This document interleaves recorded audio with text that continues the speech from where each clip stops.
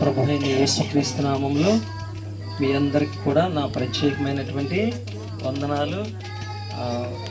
మరి Victor Paul గారు, మరి అలాగే రోజా మేడం గారు, అలాగే మరి సహోదరి పేరు ఈశ్వరి గారు, అలాగే మరి జ్యోతి గారు, మరి విజయ్ కుమార్, ఓకే అందరికి కూడా మరి ఇక్కడ ఉన్నటువంటి ప్రతి ఒక్కరికి కూడా నా ప్రత్యేకమైనటువంటి వందనాలు తెలియజేసుకుంటున్నాను. చాలా సంతోషం. చాలా కాలం తర్వాత కోవిడ్ రాకముందు మేమంతా కలిసి దేవుని స్తుతించేవాళ్ళం, దేవుని మరి ఆరాధించేవాళ్ళం. సో చాలా సంతోషం. మరలా ఇంతకాలానికి ఈ విధంగా చూస్తానని నేను ఎప్పుడు కూడా అనుకోలేదు. ఇదంతా కూడా దేవుని ప్రేరేపణ కాబట్టి మరి చాలా సంతోషం మీ అందరిని ఈ విధంగా మరొకసారి చూడటం. ఎందుకంటే ఇలాగే మనము పరలోక రాజ్యంలో కూడా కలిసి ఆనందించాలని నా ఆశ, అభిలాష. మరి ఇదే సంతోషం నిరంతరం ఎల్లప్పుడూ కూడా భూమి మీదను, ఆ తర్వాత మన జీవితం శాశ్వతమైనటువంటి జీవితంలో కూడా మనందరం కలిసి ఉండాలని మీ అందరికీ ప్రేమపూర్వకంగా మరొకసారి నా వందనాలు చెల్లించుకుంటున్నాను. అందరికి కూడా బాబు కూడా చక్కటి కార్యక్రమాన్ని నడిపిస్తున్నాడు. చాలా సంతోషం. మరి ప్రాముఖ్యమైనటువంటి విషయంలోకి వచ్చాం కాబట్టి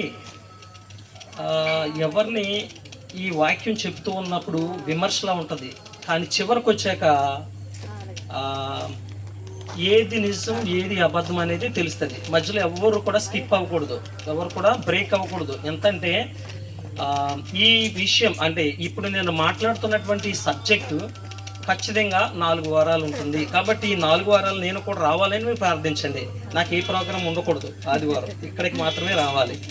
ఎందుకంటే అసలు మీరు మన విశ్వాసం ఎంత, మన ఆధ్యాత్మిక జీవితంలో మనం ఎలా ఎదుగుతున్నాం, అసలు మన జీవితం ఆధ్యాత్మిక జీవితంలో మన జీవితం మన భక్తి సరిపోతుందా, మన ఈ జీవితకాలం ముగించేసరికి మనం సిద్ధంగా రెడీగా ఉన్నామా, మనము ఏ వాగ్దాన ప్రకారం అయితే దేవుని దగ్గరికి వస్తున్నామో మరి అలాంటి జీవితాన్ని పరిపూర్ణంగా పొందుకుంటున్నామా అనేది మనం తెలుసుకోవాలి. ఏదో వస్తున్నాం వెళ్తున్నాం అంటే ఏ ప్రయోజనం కూడా లేదు. ఈ చర్చ్ ఆఫ్ క్రైస్ట్ వాళ్ళకి ఈ విషయాలు బాగా తెలుసు. ఇంకా బాగా చెప్తున్నాను అన్నమాట, ఇంకా బాగా చెప్తున్నాను. కాబట్టి ప్రతి ఒక్కరు కూడా మీరు పూర్తిగా వినండి, ఈ వచనాలు రాసుకోండి. ఇది మన భవిష్యత్తు ప్రణాళిక. పౌలు గారు అతను మరి ఎలాగూ ఈ భూమి మీద జీవించాడో అవే విషయాలు సంఘాలకు చెప్తూ ఉన్నాడు. సంఘ అభివృద్ధి అని మీటింగ్స్ పెడతారు, కానీ అక్కడ అభివృద్ధి ఏమీ ఉండదు. 3 రోజులు మాత్రం ఆల్రెడీ అడవిడి ఉంటుంది. సో ఎంత విమర్శలానే ఉంటుంది. ఇక్కడే చెప్తున్నాడు, నేను కాదు చెప్పడం. అందుకనే మీకు చాలా స్పష్టంగా చెప్తున్నాను నేను. అయితే ఇప్పుడు మనము ఏ వాక్యము గురించి మనం మాట్లాడుకుంటున్నామంటే అందరూ బైబిల్ తీయండి. ఫిలిప్పీయులకు రాసిన పత్రిక 3వ అధ్యాయము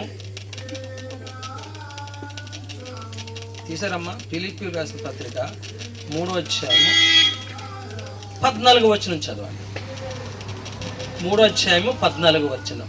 క్రీస్తు యేసునందు దేవుని ఉన్నతమైన పిలుపునకు కలుగు బహుమానము పొందవలనని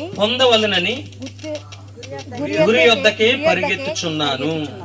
okay, god bless you all. చూసారా, ఈ మాటలు ఎంత అర్థం ఉందంటే చాలా అర్థం ఉందన్నమాట, మామూలు అర్థం కాదు. నేను ఇప్పుడు చెప్పబోతున్న టైటిల్ ఏం తెలుసా? దేవుని ఉన్నతమైన పిలుపు. దేవుని ఉన్నతమైన పిలుపు. సో ఈ పిలుపులో ఉన్న మాధుర్యము, అసలు ఆ పిలుపులో మనకి ఏం దొరుకుతుంది, ఎందుకు దేవుడు మనల్ని అంత ఉన్నతంగా, గాడ్స్ డివైన్ కాలింగ్ అంటారు ఇంగ్లీష్లో, చక్కటి వర్డ్, గాడ్స్ డివైన్ కాలింగ్. చాలా అద్భుతమైనటువంటి పిలుపు కదా. మీ అందరిని పిలిస్తే వచ్చారా, లేకపోతే ఎవరైనా పిలిస్తే వచ్చారా? ఎస్, ఎవరైనా పిలిస్తేనే వచ్చారు. ఆ తర్వాత దేవుని గురించి తెలుసుకుని స్థిరపడిపోయారు, మొత్తంగా స్థిరపడిపోయారు. కాబట్టి ఏది ఏమైనప్పుడు కూడా దేవుని యొక్క ఉన్నతమైన పిలుపు ఏమిటి అని మనం తెలుసుకోబోతున్నాం. చూడండి, ఇప్పుడు విజయ్ ఉన్నాడు, ఇంకెవరు వచ్చారు? ఇంకెవరు రాలేదు? ఒక్కడికి వచ్చావా? మీ అన్నయ్యలు ఎవరు రాలేదా? ఇప్పుడు విజయ్ ఉన్నాడు. వాళ్ళ నాన్నగారు పిలుపుకు లోబడి ఈ గ్రామానికి ప్రార్థనకు వచ్చాడా, రాలేదా? ఎస్. అంటే వాళ్ళ నాన్నగారిని కానీ తల్లి గారిని కానీ గౌరవించాడా లేదా? గౌరవించాడు కదా. ఎందుకంటే ఆ పిలుపులో అంత ప్రేమ ఉంది, ఆ పిలుపులో అంత ఆప్యాయత ఉంది, ఆ పిలుపులో అంత అనురాగం ఉంది. చూసారు, అందుకనే పిల్లలు తల్లిదండ్రుల యొక్క పిలుపుకి లోబడి జీవిస్తారు. కాబట్టి ఆ యొక్క పిలుపు ఎంత ఉన్నతమైనదంటే ఆ తల్లికి తెలుసు, ఆ పిల్లలకి తెలుసు. బాబు టైం అయిపోయింది, భోజనం చేయాలి, మరి నువ్వు రా అని వెంటనే పిలిచినప్పుడు వారు ఏం చేస్తారంటే ఆడుకుంటున్నటువంటి ఆటలన్నింటిని కూడా విడిచిపెట్టి వస్తారా? రారా? పరిగెట్టుకుంటూ వస్తారు. ఎందుకంటే ఆ పిలుపులో అంత ప్రేమ ఉంది, అంత అభిమానం ఉంది. ఏదైతే అనుకోండి. సో అలాగే నిన్ను నన్ను మన అందరినీ కన్నటువంటి తండ్రి ఆయనకి ఇంకెంత ప్రేమ ఉందో ఒక్కసారి గమనించుకోండి ప్రియులారా, ఒకసారి గమనించుకోండి. ఒకవేళ ఈ పిలుపును మీరు అశ్రద్ధ చేస్తే మీ జీవితం ఎలా ఉంటుంది? లేదా ఈ యొక్క పిలుపుకు లోబడి, ఈ యొక్క ఉన్నతమైన పిలుపుకు లోబడి దేవుని కొరకు జీవిస్తే మీరు ఎంత ఉన్నతమైన స్థితిలో ఉంటారో మీరే డిసైడ్ చేసుకోండి. ఈ 4 వారాల్లో నేను వాక్యం మాట్లాడుతున్నప్పుడు మీ యొక్క కాన్సన్ట్రేషన్ అనేది ఉండదు. మీకు ఒక ఎగ్జాంపుల్ చెప్తున్నాను. యోహాను సువార్త 2వ అధ్యాయం అందరూ ఈ మాట అలా ఉంచండి. నేను ఆపే కొలితే మీకు 5 నిమిషాలు పెరుగుతూ ఉంటుంది. అర్థమైందా? ఈ వారం చెప్పాలి, వచ్చే వారమే చెప్తాను. కాబట్టి మీరు నన్ను డిస్టర్బ్ చేయకూడదు, ఎందుకంటే ఇది మామూలు విషయం కాదని చెప్పాను నేను. చాలా ఉన్నతమైన గాడ్స్ డివైన్ కాలింగ్ అంటే చాలా ఉన్నతమైన పిలుపు. ఎవరు వచ్చినా ఎక్కడో చోట కూర్చుంటారు, మీరు మాటలు వినండి అంతే. మీరు మాత్రం చాలా జాగ్రత్తగా వినాలి. అంటే ఇక్కడ ఎందుకంటే ఈ మాట చూపిస్తున్నాను. యేసుక్రీస్తు వారు పరిసయ్యులు, శాస్త్రులు పరిసయ్యులు అడుగుతారు, నువ్వు మా గురించి నువ్వు ఇక్కడ ఏం సూచక్రియ చేస్తున్నావు అని అడిగినప్పుడు యేసయ్య అంటాడు, వాళ్ళు అడిగింది వేరు, ఈయన చెప్తున్నది వేరు, ఏది కూడా పొంతన ఉండదు. ఇదే మాట మనము మీ దగ్గర అన్నాను అనుకోండి, నేను లాగి కొడతాను నేను చెప్పండి, అవునా గట్ట?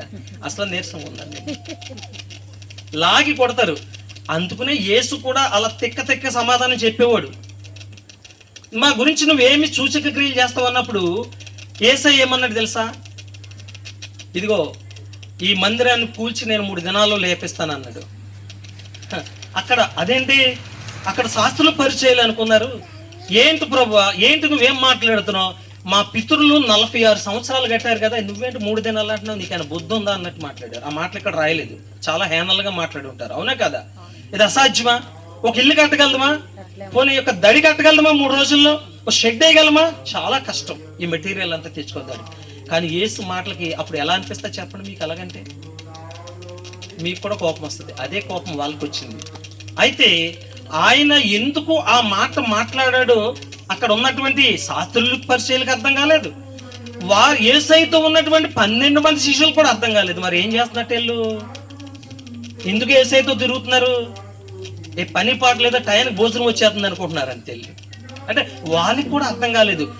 ఎప్పుడు అర్థమైందంటే 22-23 వచనాలు అంటాడు, యేసుక్రీస్తు చనిపోయి 3వ దినాన లేచిన తర్వాత అప్పుడు బుద్ధి వచ్చింది. ఇప్పుడు వచ్చింది వాళ్ళకి, చనిపోయి 3వ దినాన లేచిన తర్వాత అమ్మ యేసయ్య శరీరం అనే దేహం గురించి దేవాలయం గురించి మాట్లాడా. కాబట్టి ప్రియులారా, వాక్యం అంటే అసమస్యమైనటువంటి కాదు, చాలా ఈజీగా చెప్పేస్తున్నారు చాలా మంది. అంత సులభమైనటువంటి కాదు ప్రియులారా. అందుకని ఈ రోజున సంఘాలు కాదు సార్, కుటుంబాలే నాశనం అయిపోతున్నాయి అన్నారు. కొలస్సీ పత్రిక 1:10 అంటాడు, 12 అనుకుంటా, తీయొద్దేమో మీరు ఏం తీయవసలా, వినండి అంతే. సో కుటుంబాలకే నాశనం చేసేస్తున్నారంటే ఎవరు? మేమే బోధించేవాళ్ళు, మేమే, ఆయనే నేనే. ఎందుకంటే వాక్యము అర్థం కాక. సో అప్పుడు మీరేమవుతున్నారు? నాతో పాటు మీరు కూడా వచ్చేస్తున్నారు. ఎక్కడికి వచ్చేస్తున్నారు నాతో పాటు మీరు? నేనైతే ఎక్కడికి పోతున్నానో మీరు అక్కడికి, నేను గుంటలో పడిపోతున్నాను, మీరు కూడా గుంటలో పడిపోతున్నారు. కాబట్టి చెవులు ఎందుకు అంటే చాలా మంది ఏమంటారు చెప్పండి, చెవులు ఎందుకు ఉన్నాయి మీకు? వినడానికి కాదు, బైబిల్ చెప్పింది అది కాదు. చూసారా, పళ్ళు రాలగొట్టినట్లేదు. చెప్తానని లేట్ అయిపోద్ది ఇవన్నీ చెప్తే. నేను యోబు గ్రంథం 32 అధ్యాయంలో ఉంటుంది అన్నమాట, తీయ అవసరం లేదు. మీరు చదువుకోండి, 3-4 వచనాల్లో 2-3 వచనాల్లో ఉంటుంది చూసుకోండి. చెవులు ఎందుకంటే మీరు అనుకుంటారు వినడానికి అంటారు, కాదు, అక్కడ చెప్తున్నాడు, మీరు చదువుకోండి సీక్రెట్. కాబట్టి చాలా జాగ్రత్తగా చూసారు. ఇంత మాటలు చెప్పాల్సి వచ్చింది ఇందాక డిస్టర్బెన్స్కి. అమ్మా జాగ్రత్త వినండి తల్లిలారా, కష్టపడి వచ్చాం. ఇది దేవుని యొక్క ఉన్నతమైన పిలుపు. నా పిలుపు, మరొకరి పిలుపు అయితే అబద్ధం. కానీ దేవుడు మనందరిని ఎందుకు పిలిచాడు, ఆయన ఎంత ప్రేమ లేకపోతే మనం పిలుస్తూ ఉన్నాడు, ఇది మనం తెలుసుకోవాలి. పరిపూర్ణమైనటువంటి జ్ఞానం నుంచి మనము బైబిల్ నుంచి సంపాదించుకోవాలి, అది మనం నేర్చుకోవాలి. కాబట్టి తల్లిదండ్రుల పిలుపుకి పిల్లలు ఎంత లోబడి ఎంత మర్యాదగా ఉంటున్నారో మనము చూస్తూ ఉన్నాం. కాబట్టి దేవుని పిలుపు ఇంకెంత గొప్పదో మనం చూసుకోవాలి ప్రియులారా అని ఎవరు చెప్తున్నారంటే పౌలు గారు ఫిలిప్పీ సంఘానికి రాస్తూ ఉన్నాడు. అస్సలు భక్తి ఏంటో నేర్పుతున్నాడు, తాను ఎలాంటి భక్తపరుడో నేర్పుతూ ఉన్నాడు ప్రియులారా సంఘాలకి. ఈ రోజున క్రైస్ట్ చర్చ్ అంటే క్రీస్తు సంఘం నందమూరు వారు కూడా నేర్పుతూ ఉన్నాడు, అందరికీ నేర్పుతూ ఉన్నాడు. చూడండి 13వ వచనం నుంచి మనము ధ్యానించుకుందాం. దేవుని ఉన్నతమైన పిలుపు గురించి ఎంత గొప్పదో చూడండి. సహోదరులారా, నేను ఇదివరకే పట్టుకుని ఉన్నానని తలంచుకొనను, అయితే ఒకటి చేయుచున్నాను, వెనుక ఉన్నవి మరచి ముందున్న వాటి కొరకు వేగిరపడుచు. చాలమ్మా చాలు. ఇందులో మనం తీసుకోవాల్సినటువంటి మాటలు 2 విషయాలు ఉన్నాయి, జాగ్రత్తగా గమనించుకోవాలి. అంటే వాక్యాన్ని చాలా జాగ్రత్తగా పరిశీలించుకుంటూ వెళ్ళాలంట. యెషయా గ్రంథము 28వ అధ్యాయము 10-12 వచనం ఉంటుంది. యెహోవా గ్రంథమును పరిశీలించుకునేది అంటుంది. ఏమంది? పైన చదవమందా, పరిశీలించి చదవమందా? పరిశీలన లేకపోతే మనం పరిశీలించబడిపోతాం. జాగ్రత్తగా ఉండాలి ప్రియులారా. బైబిల్ చదివేటప్పుడు తొందరపాటు ఉండకూడదు, కంగారు ఉండకూడదు, చాలా శ్రద్ధగా చదవాలి. ఏదైనా తొందరపాటు కలిగి ఉండు, కానీ దేవుని విషయంలో తొందరపాటు ఉండకూడదు. నిదానంగా ప్రయాణించి నీకు చాలా అడ్డంకులు, చాలా గోతులు ఉంటాయి, చాలా శ్రమలు ఉంటాయి, కానీ నీ ప్రయాణము జాగ్రత్తగా వెళ్ళాలి. పరిగెట్టాలి. ఆలస్యంగా తాబేల్లాగా కుదరదు భక్తి. ఇప్పుడు రోజులు దగ్గర పడిపోతూ ఉన్నాయి ప్రియులారా. అయితే ఇక్కడ ఏమంటున్నాడంటే, సహోదరులారా, నేను ఇదివరకే పట్టుకుని ఉన్నానని తలంచుకోనను, అయితే ఒకటి చేయుచున్నాను అంటున్నాడు. ఏంట ఒకటంటే, ఆధ్యాత్మిక జీవితంలో ఒక్క మనసు కలిగి ఉన్నాను అంటున్నాడు. దేవునికి స్తోత్రం కలుగును. ఎంత గొప్ప విషయమో. ఆధ్యాత్మిక జీవితంలో ఒక్క మనసు కలిగి ఉన్నాను అన్నాడు, ఒక్కటి చేయుచున్నాను అంటున్నాడు. ఇదేంటి ప్రభు, మరి రెండు మనసులు ఉంటాయా ఏంటి అని అనుకుంటారేమో. చెప్తాడు కిందకి మన గోబ గుయ్యమని పోదు. చూడండి, వచ్చే వారానికి మీకు మబ్బులు విడతాయి. వచ్చే వారికి ఏమైపోద్ది, మన మబ్బులు విడతాయి అనమాట. మనకు పొరలు కమ్మిన ఈ పొరలన్నీ కూడా ఊడిపోతాయి. భక్తి అంటే ఎటకారం కాదు, వెటకారం కాదు, ఎలా పడితే అలా జీవించే జీవితం అసలనే కాదు ప్రియులారా. ఎంత ప్రేమ ఆప్యాయతతో రాశాడు మీకోసం, నా కోసం దేవుడు మరి ఎంత అద్భుతంగా రాయించాడో. ఈ విషయాలు మనం నేర్చుకోవాలి తప్ప రోజులు గడపడం కాదు ప్రియులారా. చూసారు ఏమంటే, ఒకటి చేయుచున్నాను అంటే ఆధ్యాత్మిక జీవితంలో ఒక్క మనసు కలిగి ఉన్నాను, 2 మనసులు నాకు లేవు అంటున్నాడు. అంటే 2వ మనసు ఏటో? ఒక్క మనసు కలిగి ఉన్నానంటే మరి 2వ మనసు ఏటో? ఉంది 2వ మనసు. ఏంటో తెలుసా? పెద్ద మైకులు, ఈ రోజున పెద్ద సంఘాలు, thousands of believers, lakhs of believers, లక్షల విశ్వాసులు, వేల విశ్వాసులు. మరి ఇక్కడ ఏంటి, కొద్దిమంది ఉన్నారు, వీళ్ళ విశ్వాసులు కదా. పిలవబడిన వారు అనేక మంది, ఏర్పరచబడిన వారు కొద్దిమందే. ఇంతమందే, కొద్దిమందేనా? కంగారు పడకండి, మన అదృష్టం బాగుంది, పరిపూర్ణమైనటువంటి వాక్య జ్ఞానంలో వెళ్తున్నాం. కంగారు పడకండి, బెదిరిపోవద్దు. ఆ సంఘానికి ఎంత వెళ్తున్నారు, ఇంత వెళ్తున్నారని అదే చెప్తున్నాడు. అంటే నేను ఒక్కటే మనసు కలిగి ఉన్నాను ఆధ్యాత్మిక జీవితంలో. మీరు కూడా, క్రీస్తు సంఘ విశ్వాసులు కూడా ఒక్క మనసే కలిగి ఉండాలి ఆధ్యాత్మిక జీవితంలో. 2 మనసులు ఉండకూడదు. 2వ మనసులు ఏంటంటే, యేసు ప్రభు గారి దగ్గరికి వస్తే ఏదో దొరికిద్ది. ఏం దొరికిద్దంట? ఏదో దొరుకుతుంది ఆశించి చాలా మంది వస్తున్నారా లేదా? మీ కళ్ళతో చెవులారా కూడా వింటూ ఉన్నారు. జాగ్రత్తగా ఉండండి. నేను మా అబద్ధం చెప్పట్లేదు, సత్యం చెప్తున్నాను. అయితే మరి ఆ మాట బైబిల్లో ఉందా? ఏదో ఆశించి దేవుని దగ్గరికి వస్తున్నారు, ప్రభు దగ్గర, యేసు ప్రభు దగ్గరికి వస్తున్నారు అనే మాట బైబిల్లో ఉండాలి కదా. పౌలు గారు ఎంత జాగ్రత్తగా చెప్తున్నాడు ఫిలిప్పీ సంఘానికంటే, ఒక్క ఆధ్యాత్మిక జీవితం ఒక్క మనసే ఉండాలి, రెండు మనసులు నీకు ఉండకూడదు అంటే 2 మనసులతో వస్తున్నారు. ఒక్కొక్కరు వచ్చి కూడా ఒక్క మనసుతో ఉంటున్నారు, ఏదన్నా దొరికిద్దని. చూడండి యాకోబు పత్రిక 1:8 ఎంత అద్భుతంగా మాట్లాడుతూ ఉన్నాడో చూడండి. యాకోబు పత్రిక 1:8 కింద చదవండి, కింద మాట ఆ మాట చదవండి ఆ మాట చాలా జాగ్రత్తగా. 1:8 అట్టి మనుష్యుడు ద్విమనస్కుడై తమ సమస్త మార్గముల యందు అస్థిరుడు గనుక ప్రభువు వలన తనకేమైనా దొరుకునేమో తలంచుకొనరాదు. వద్దు అన్నాడు. అసలు నీకు తలంపే రాకూడదు. ఏంటండి ఈ మాట? అసలు తలంపే రాకూడదంట. ఎంత ఆశ్చర్యంగా ఉంది ఈ మాట. మరి ఎందుకు దేవుని దగ్గరికి వెళ్తున్నారు చెప్పండి? యేసుప్రభు దగ్గరికి ఎందుకు వస్తున్నారంటే, సాక్ష్యాలు వింటూ ఉంటాను, నేను చూస్తూ ఉంటాను, ఎవరు ఎలా చెప్తున్నారు గమనిస్తూ ఉంటాను, చూడాలి కదా ఎవరు ఎలా చెప్తున్నారు. వెంటనే ఖండిస్తాను మా పాస్టర్ గారితో. చూసావమ్మా ఎంత డైవర్ట్ చేసేస్తున్నాడు, అక్కడి నుంచి మార్చేస్తున్నాడు, చూడు వాక్యాన్ని మార్చేశాడు. అక్కడ పడిపోయారు. వస్తున్నారు, వచ్చే వారం వస్తున్నారు అలాంటి వాళ్ళు, ఇక్కడికి వస్తున్నారు, మన వాక్యాలు బయట పెడుతున్నాడు వాళ్ళందరినీ కూడా. చూసారా, ఏదో దొరుకుతుందని తలంచి, అసలు తలంపే రాకూడదంట. ఒక్కటే మనసు. ఏంటది? ఆధ్యాత్మిక ఒక్క మనసే. ఆధ్యాత్మిక జీవితంలో ఒక్క మనసే కలిగి ఉండాలి. స్థిరము ద్విమనస్కులా ఉండొద్దు అంటున్నాడు. కానీ ఈ రోజు అందరూ కూడా అయితే చాలా మంది మరి మమ్మల్ని దేవుడు ఎంతో ఆశీర్వదించాడు కాబట్టి మరి మేము ప్రార్థనకి తప్పకుండా వెళ్తున్నాం అని పెరిగే కోల్దే మానకుండా వెళ్తున్నారు, పెరిగే కోల్దే మానకుండా వెళ్తారు. కానీ ఎంతవరకు వెళ్తారు? ఈ వేళనా నిన్న ఎన్నో వేల కోట్ల రూపాయలు సంపాదించి చిన్న బట్టతో వెళ్ళిపోయాడు, ఎంత ప్యాంటు చొక్కా వెళ్ళిపోయాడు ఒక ఆయన, ఒక మహాధనవంతుడు. ఏమన్నా పట్టుకెళ్ళాడా?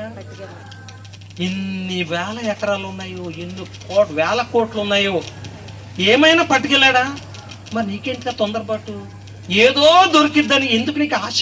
ఎంతకాలం బతికేస్తామేంటి మన భూమి మీద? 88 సంవత్సరాలు గ్రేటే. గ్రేస్ పీరియడ్ కంటే ఇంకొక 8 సంవత్సరాలు బ్రతికాడు. ఏమా తల్లి పిల్లలు కొంచెం కూర్చోబెట్టిందమ్మా. చూడండి, అధిక బలం 70 సంవత్సరాలు అధిక బలం ఉన్న ఎడల 80 సంవత్సరాలు అది కూడా ఆయాసం. అమ్మా అబ్బల్లి అమ్మా కొన్ని అమ్మా ఉండవయా, నీ సాగరి జైలకు చచ్చిపోతామంటారు పాపం. ఆ బ్రతుకు కూడా దండగా నన్ను అడిగితే ఈ రోజుల్లో అనాథ శరణాలయంలో బెస్ట్ అంటాను నేను. ఒక 60 సంవత్సరాలు దాటాక ఇంటికాడ ఉండకండి ఎవరు. కాలం మారిపోయింది. ఏది వాక్యం? ఏది ఎవరు చెప్తున్నారు? ఆ ప్రేమ ఆప్యాయతలు, భార్యాభర్తల బంధం గురించి, స్త్రీల గురించి, యవనస్తులు యవన పిల్లల గురించి ఏది వాక్యం? ఎక్కడ చూస్తే పెద్ద పెద్ద మీటింగ్లు, అందులో వాక్యం ఏమీ ఉండదు. తీర్చిదిద్దే వాక్యాలు లేవు. ఈ రోజున మిమ్మల్ని అందరినీ తీర్చిదిద్దే గొప్ప భాగ్యం ఇచ్చాడు దేవుడు. ఎంత గొప్ప భాగ్యం అంటే చూసారు, ఏదో దొరుకుతుందండి.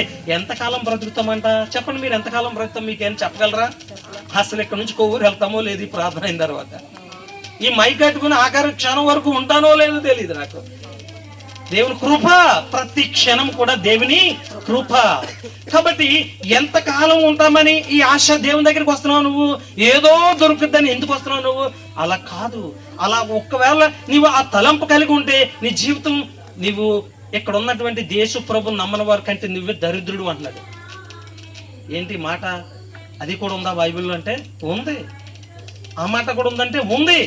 ఈ జీవితకాలం మట్టుకు నువ్వు వస్తే నీ అంత పనికిమాల వారు మరొకరు ఉండరు. అంతకంటే దరిద్రుడు. మాకు దరిద్రుడు అంటే ఎంత అసహ్యమైన మాట అండి. అంటే వాటిలో ఏ మంచి లక్షణం కూడా ఉండదు అన్నమాట. సో అంతకంటే మరి దరిద్రం మరొకటి ఉండదు అన్నాడు. చూడండి ఆ మాట. 1 కొరింథీయులకు రాసిన పత్రిక 15:19 చూసారా? ఒక్కొక్కటి తేల్చుకుంటూ వస్తున్నాడు.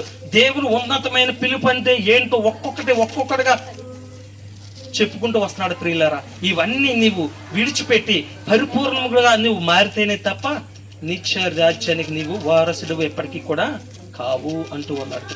నా మాట అయితే ఒకవేళ వాక్యమే చెప్తుంది, చదవండి అమ్మా. 15 అధ్యాయం. అదిగో, ఈ జీవిత కాలము మట్టుకే మనము క్రీస్తునందు నిరీక్షించు వారమైన ఎడల మనుషులందరికంటే దౌర్భాగ్యులమైందుము. ఏమండి, ఏంటంట, ఈ జీవిత కాలం వరకు క్రీస్తుని నమ్మితే ఈ లోకంలో ఉన్న మనుషులందరికంటే దౌర్భాగ్యులం అంట మనమే క్రైస్తవులు. ఒప్పుకుంటారు ఈ మాట? ఒప్పుకోరు. ఎందుకంటే దేవుడు ఎక్కడ లేడు, రాసి పెట్టేసి వెళ్ళిపోయాడు. కానీ దేవుడు ఉన్నాడు అని విశ్వసిస్తేనే, దేవుడు ఉన్నాడు అని నువ్వు విశ్వసిస్తేనే, విశ్వాసం ద్వారా మాత్రమే నువ్వు సమస్తమును సాధ్యం. నీకు చూసారు ఎంత గొప్ప విషయాలు చెప్తున్నాడు. ఈ జీవిత కాలం మట్టుకు యేసుక్రీస్తు నమ్మకండి. మరి ఎందుకు నమ్మాలి? ఎవరు చెప్పరు, ఏదేదో పైన చెప్తారు. ఒకవేళ అలా చెప్తే వీళ్ళందరూ వెళ్ళిపోతారు, మరో చోటకి వెళ్ళిపోతారు. ఆ మాటలు కూడా వస్తాయి వచ్చే వారం, ఆ తర్వాత వారం వస్తాయి, ఆఖరి వారాన్ని. అప్పుడు మనకి సత్యం ఏంటో తెలుస్తుంది. ఇక్కడ సత్యం చెప్తున్నారా అబద్ధం చెప్తున్నారా మీకే తెలిసిపోద్ది. ఈ మాటలు మీరు జాగ్రత్తగా రాసుకోండి. ఎవ్వరూ చనిపోవడం నాకు ఇష్టం లేదు. మీ బంధువులు, వారి బంధువులు, మన బంధువులు అందరూ కూడా బ్రతకాలి. నిత్య జీవానికి వెళ్ళాలంటే మీరు ఏం చేయాలి తెలుసా? మీకు డ్యూటీ అందరిని తీసుకొచ్చేయండి. ఎక్కడెక్కడికో వెళ్తున్నావు, ఎందుకు వెళ్తున్నావు? మన కళ్ళ ముందు అలాంటి పాపం చేసి వాక్యాన్ని బోధిస్తున్నప్పుడు కూడా ఎందుకు వెళ్తున్నావు అంటే, అంటే ఏ పాపం చేసుకుంటా నాకేంటి, వాక్యం చెప్తున్నాడు కదా. ఎవరు చెప్పారు? అవన్నీ కూడా బయటకు వస్తాయి. మన తప్పులన్నీ బయట చెప్తున్నాడు ఇక్కడ. చాలా జాగ్రత్తగా ఉండాలి మనం. ఆషామాషి కాదు. దేవుడు అంటే సమస్త సృష్టికర్త ఆయన. ఈ రోజున మనం ఇలా ఉన్నామంటే ఆయన కృప. అలాంటి కృపగల దేవుడు ఉన్నతమైన పిలుపుకు లోబడకుండా నిష్టానుసారంగా జీవిస్తే ఆ తల్లిదండ్రులు ఎలా ఫీల్ అవుతారు? పిల్లోడు మాట వినకపోతే ఏమంటాడు? వీడు బ్రతుకున్నా చచ్చినా ఒకటే, వీడు బ్రతికినా చచ్చినా ఒకటే అని విడిచిపెట్టేస్తాం. అలాగే దేవుడు నిన్ను కూడా విడిచిపెట్టేస్తాడు. అదే ఇంట్లో ఉంటాడు, తింటాడు, ఆడుకుంటాడు, కానీ వాడికి విలువ ఉండదు. అలాగే నువ్వు మందిరానికి వస్తా, వాక్యం వింటావు, దేవుని పిలుపుకి లోబడు, ప్రయోజనం ఏమీ లేదు. నిష్ప్రయోజనం నీ భక్తి, నిష్ప్రయోజనం. చూసారు ఎంత మాట్లాడు. కాబట్టి ప్రియులారా, ఇక్కడ ఏం చెప్తున్నాడు చూసారా? కొరింథీ పత్రిక అలా చెప్తూ ఉన్నాడు. సో ఇక్కడ ఇంకొక విషయం ఏంటంటే, వెనుకున్నవి మరచి ముందున్న వాటి కొరకు వేగరపడుచు. చూసారా, వెనుకున్న వాటిని మరిచి. ఈ రోజున విశ్వాసులే గాని సేవకులే గాని చూస్తే వారి పాత జీవితాన్ని విడిచిపెట్టరు. వాక్యాలు మైకులు భద్రైపోతాయి. అంతే, మనకి ఇంకా ఎక్విప్మెంట్స్ లేవు. మనం మరి అదృష్టవంతులు అనాలు, దురదృష్టవంతులు అనాలు. ఎక్కడైతే వాక్యం ఉండదు అక్కడ ఏమీ ఉండవు, చాలా ఇబ్బంది. కానీ లేని కాడ మాత్రం పెద్ద పెద్ద సౌండ్ సిస్టాలు భూమి భద్రైపోతాయి. అంతే. ఏంటది, దాన్ని ఏమంటారు? డీజే సౌండ్స్ అనమాట. ఇంకా మళ్ళీ ఒక దెబ్బ కొడితే అందరికీ ఊపు వచ్చేది ఆ సౌండ్కి. మనకు కూడా ఆటోమేటిక్ వచ్చేది పాత జీవితం, గత జీవితం. వెనుకున్నవి మరచి ముందున్న వాటి కొరకు వేగిరపడుచు అన్నాడు. ఏంటి పౌలు గారు వెనుకున్నటువంటి ఎందుకు విడిచి? లక్ష్య పెట్టగానే ఉంటుంది. ఫుట్ నోట్ లో చూడండి, వెనుకున్నవి మరిచి అంటే వెనుకున్నవి లక్ష్య పెట్టక నీ పాత జీవితం. ఓ life about Paul, apostle Paul యొక్క పాత జీవితం. అపోస్తలు ఏంటంటే పౌలు యొక్క పాత జీవితం. సౌల్, త్రిమూర్తులు గారు, విక్టర్ పౌల్ గారు కాకముందు ఏంటైనా త్రిమూర్తులు గారు. 3 మూర్తులు ఉన్నాడు ఆయనలో. ఆ 3 విడిచిపెట్టి ఒక దేవుడి దగ్గరికి వచ్చేసాడు. చూసారు ఎంత గొప్ప దేవుడు. దేవుడు ఒకడే, సత్యం తెలుసుకున్నాడు, పరుగులను వచ్చేసాడు. అంతే, చక్కటి విషయం కదా. ఎస్. కాబట్టి ప్రియులారా, వెనుకున్నవి మరచి మరలా ఆయన దండ వేసాడనుకో, మాల వేసాడనుకో, ఇంకేమి ప్రయోజనము లేదు. చూసారు, అవన్నీ విడిచిపెట్టాడు. వెనుకున్న వాటిని ఏం చేశాడు? ఈయన జీవితం కూడా మనం తెలుసుకోవాలి. మన జీవితాలు కూడా ఏదో ఒక విషయంలో మనము భయంకరమే. ఏదో ఒక విషయంలో అబద్ధం ఆడవచ్చు, మోసం చేయొచ్చు, ఆస్తులు కొట్టేయచ్చు, మరొకటి చేయొచ్చు, దొంగతనం చేయొచ్చు, వ్యభిచారం చేయొచ్చు, త్రాగవచ్చు, ఏమైనా కానివ్వు. మొత్తం మీద మన అందరి జీవితాలు తప్పే. వెనుకున్న జీవితాలు చీకటి జీవితమే. ఆశ్చర్యకరమైనటువంటి వెలుగులోనికి పిలిచిన యేసయ్య ఆయన వాక్యం ద్వారా, ఆయన మహోన్నతమైన ప్రేమ చేత మనందరము మరి రావడం జరిగింది. చూసారా? అయితే పౌలు గారి యొక్క జీవితం చూస్తే ఇక్కడ ఒక మాట చూద్దాం. 3వ అధ్యాయం 6వ వచనం మొదటి మాట చూద్దాం. మొదలు పెడదాం. పౌలు గారి జీవితం. మీ జీవితాలు ఒకవేళ అలా ఉంటే లక్ష్య పెట్టకండి. ఇక నుంచి యేసు ప్రభులో ఉన్నారు కాబట్టి లక్ష్య పెట్టవద్దు అని చెప్తున్నారు. తొందరగా మనం ముందుకు వెళ్దాం. 3వ అధ్యాయం 6వ వచనంలో, ఆసక్తి విషయము సంఘమును హింసించు వాడనై. అబ్బబ్బబ్బా, ఆసక్తి. మీకు ఆసక్తి అండి? మీ ఆసక్తి ఏంటి? ఎప్పుడు వాక్యం వినాలి, ఊరు నుంచి వచ్చాను. మీ ఆసక్తి ఏంటి? నేను ఏదో భోజనం చేయాలి, వీళ్ళ పలహారం చేయాలి, నేను ఏదో కవర్ తీసుకురావాలి, నేను మంచినీళ్ళు ఇవ్వాలి, నేను మైక్ ఇవ్వాలి, నేను చైర్స్ ఇవ్వాలి. ఆసక్తి మీకు ఏదో ఇవ్వాలని. ఇదేంటండి హింసించడం? ఆసక్తి ఏంటండి బాబు? ఈ రోజున హింసించడం కూడా ఒక ఆసక్తే. చూసారు ఎంత భయంకరమైనటువంటి జీవితమో పౌలు గారిది. హింసించడం అది ఒక ఆసక్తి అంట. ఎంత ఆతృత కలిగి ఉన్నాడు చూడండి హింసించడం అంటే సంఘాన్ని. ఎవరిని హింసించాడు? ఆసక్తి విషయంలో సంఘమును హింసించు వాడునై అంటున్నాడు. సంఘాన్ని ఏం చేస్తున్నాడంట? హింసిస్తూ ఉన్నాడంట. సంఘాన్ని హింసిస్తున్నాడు. ఎవరు సంఘం? మీరే, మనమే సంఘం. క్రీస్తు సంఘం, క్రీస్తు సంఘం మనమే ప్రియులారా. మనల్ని హింసిస్తూ ఉన్నాడంట సంఘానికి క్రీస్తు శిరస్సు. ఈ డినామినేషన్స్ అని 17, 18, 19 శతాబ్దాల్లో వచ్చింది. పెంతెకోస్టల్ అని, మరి సెవెంత్ అడ్వెంటిస్ట్ అని, ఇవన్నీ కూడా మరి కథోలిక్ నుంచి రోమన్ క్యాథలిక్ అని విడిపోయి దాని నుంచి లూథరన్ రావడం. సో ఇవన్నీ. కానీ క్రీస్తు అని పేరు మనం సంఘం పెట్టుకున్నాం అంతే. ఏ క్రీస్తు గురించి అయితే మాట్లాడుతున్నామో, ఏ క్రీస్తు గురించి అయితే చనిపోవాలనుకుంటున్నామో, ఏ క్రీస్తుని మనం ఆరాధించాలనుకుంటున్నామో ఆ క్రీస్తు సంఘమే. ఇది తప్ప మరి ఇంకెందుకు యేసు ప్రభు గురించి చెప్పుకోవడం ఎందుకు? కనీస జ్ఞానం ఎవరికైనా లేదు. ఏదో స్వలాభం కొరకు denominations. But Christ church is the one church. It is a God's plan, divine plan. Christ church దేవుని యొక్క ప్రణాళిక. క్రైస్తవ సంఘం అనేది ప్రియులారా. ఆ సంఘంలో అందరూ ఉన్నారు, అన్ని సంఘాల వారు ఉన్నారు. కాబట్టి ఇక్కడ ఏం చెప్తున్నాడు అంటే వెనుకున్నవి మరచి అంటే లక్ష్య పెట్టగా అంటున్నాడు. ఇంకొక భయంకరమైన పనులు చేశాడు చూడండి. అపోస్తల కార్యము 9వ అధ్యాయము 1, 2 వచనాలు తొందరగా చదువుకుంటూ వెళ్దాం. ఇక్కడేం చూడండి. ఇప్పుడు చెప్పండి అమ్మా, మీరు ఇలాంటి జీవితం కలిగి ఉంటే అవన్నీ మర్చిపోండి, వెనుకున్నవి లక్ష్య పెట్టకండి అని చెప్తూ ఉన్నాడు. 9వ అధ్యాయం 1 నుంచి చదువు తల్లి. సౌలు ఇంకను ప్రభు యొక్క శిష్యులను బెదిరించుటయును హత్య చేయుటయును తనకు ప్రాణాధారమైనట్టు ప్రధాన యాజకుని యొద్దకు వెళ్ళి ఈ మార్గం అనగా క్రీస్తు మార్గమును పురుషులనైనను స్త్రీలనైనను కనుగొనిన ఎడల వారిని బంధించి యెరూషలేమునకు తీసుకుని వచ్చుటకు దమస్కులోని సమాజముల వారికి పత్రికలు ఇమ్మని అడిగాను. అబ్బబ్బబ్బా, ఎక్కడి నుంచి వెళ్ళిపోయాడు తెలుసా? ఎక్కడి నుంచి ఎక్కడికి వెళ్ళిపోతున్నాడు తెలుసా? యెరూషలేం దేశం నుంచి దమస్కు ప్రాంతానికి వెళ్ళిపోతున్నాడు. 3వ దేశం అది. ఈ 2 దేశాల్లో ఉన్నప్పుడు యేసుప్రభు ఏమనలేదు. దమస్కులోకి వెళ్ళి పాడు చేద్దామని మనసు వచ్చినప్పుడు క్రైస్తవుల్ని అరెస్ట్ చేద్దామని వెళ్ళి ఈయన క్రీస్తుకి అరెస్ట్ అయిపోయాడు. ఏమైపోయాడు? ఎవరిని అరెస్ట్ చేద్దామని వెళ్తున్నాడు? దమస్కు పట్టణస్తులు. క్రీస్తు మార్గంలో ఉన్నామంటే మీ అందరిని అనుకోండి. నందమూరు పట్టణంలో ఉన్న గ్రామంలో ఉన్న వాళ్ళందరినీ పౌలు గారు అరెస్ట్ చేద్దామని బయలుదేరాడు పత్రికలు ఇమ్మని.